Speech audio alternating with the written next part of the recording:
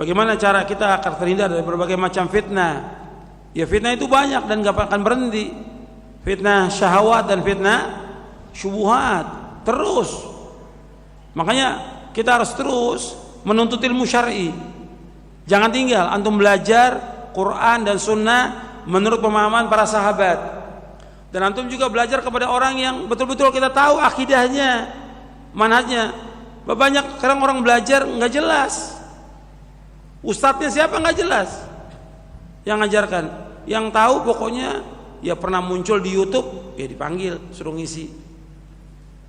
Atau kata orang bagus, bukan kata orang. Antum tahu dulu ustadz ini benar nggak akidahnya, benar nggak manhajnya, benar nggak cara beragamanya, dia harus tahu. Sebab dikatakan oleh Muhammad bin Sirin, wafat tahun 110 Hijriah, di dalam muqaddimah Sahih Muslim. Kalau antum punya Sahih Muslim, di muqaddimahnya ada. Imam Ibn Sirin mengatakan, inna hadzal ilma dinun fanzuru amman ta'khuduna dinakum. Ilmu ini agama, bukan main-main. Ilmu ini agama. Kamu lihat kepada siapa kamu belajar, kepada siapa kamu menuntut ilmu. Harus jelas, jangan sembarangan orang. Nanti apa? Yang terkena apa? Syubhat. Kalau sudah kena syubhat, sesat.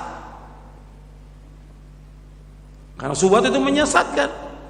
Meskipun banyak ilmunya, sesat syubhat. Atau meskipun dia hafal Quran. Saya mau tanya kepada antum, Khawarij itu rata-rata hafal Quran atau tidak? Khawarij, tapi nggak melewati tenggorokan mereka. Karena mereka nggak mengikuti para sahabat, syubhat di kepalanya mengatakan hukum itu milik Allah. Penguasa yang nggak berhukum Allah harus diperangi, kafir. Itu syubhatnya Khawarij. Dibawakan ayat, tapi pemahamannya menurut siapa? Menurut ra'yu mereka.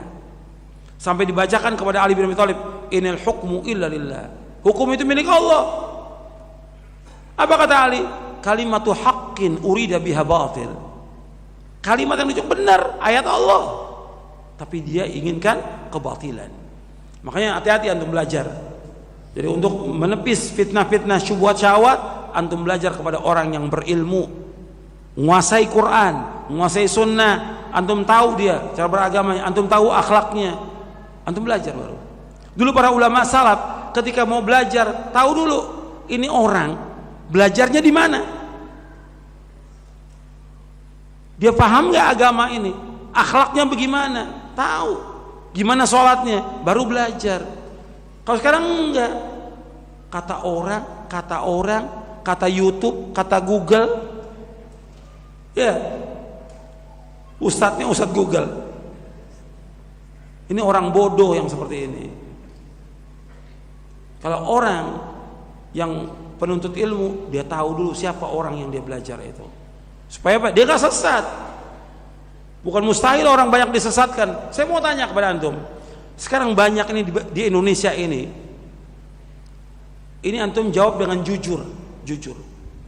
Banyak umat ini yang sesat karena faktor siapanya? Ustadznya, kiainya, tokoh-tokoh agama menyesatkan manusia. Iya atau tidak? Iya, menyesatkan. Karena apa? Karena pemahaman dia yang sesat, antum ikut belajar, sesat. Ini nyata loh, ini waqi, kenyataan.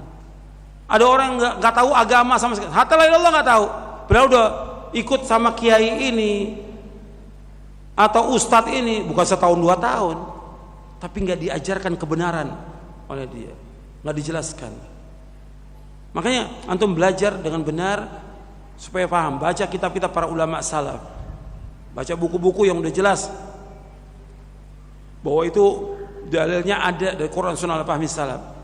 Kemudian antum sibuk melakukan amal-amal soleh dan terus berdoa kepada Allah agar terhindar dari berbagai macam fitnah. Insyaallah akan selamat.